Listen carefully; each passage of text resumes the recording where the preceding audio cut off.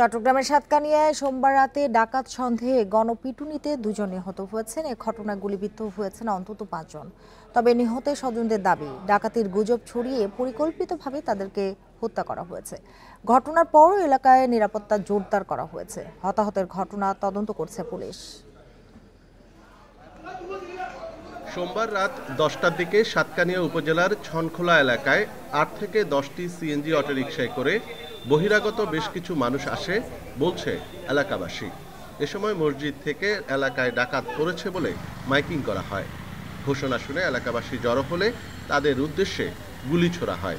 এতে অন্তত ৫ জন গুলিবিদ্ধ হন। পরে এলাকাবাসী ধাওয়া দিয়ে নেজামুদ্দিন ও আবু সালে নামে দুজনকে গণপিটুনি দেয়।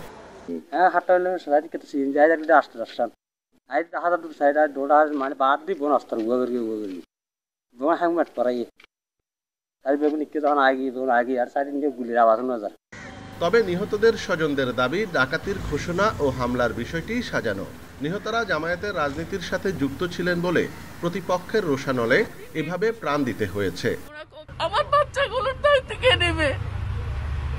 আমি এটার বিচার, সুষ্ঠু বিচার চাই। এদেরকে জনগণের কাছে কি করার জন্য, অপরাধী হিসেবে ধরানোর জন্য গেছিল। ওনাকে উল্টা ধরে মেরে এবং ওনার সব বাড়িকে পর্যন্ত মেরে ক্লিয়ার করে ফেলছে। ঘটনাস্থল পরিদর্শনের পর পুলিশ বলছে, সোমবার রাতে শতাধিক রাউন্ড গুলি ছোড়া হয়েছে বলে তথ্য পেয়েছে তারা।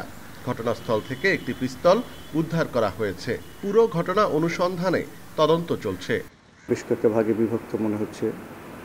ঘটনাস্থল থেকে যারা মারা গিয়েছে তাদের সাথে অস্ত্র আমরা পেয়েছি, যে অস্ত্রটা আপনি জানেন সরকারি অস্ত্রের মতো মনে হচ্ছে। আমরা দেখে শুনে বুঝে সব কিছু সম্পর্কে সঠিকভাবে জেনে তারপরে কথা বলব। এই ঘটনায় রাতেই আহতদের চট্টগ্রামের একটি বেসরকারি হাসপাতালে ভর্তি করা হয়। পরে তাদের মধ্যে ৪ জনকে অন্যত্র স্থানান্তর করা হয়। অনুপম শীল, ইন্ডিপেন্ডেন্ট নিউজ, চট্টগ্রাম।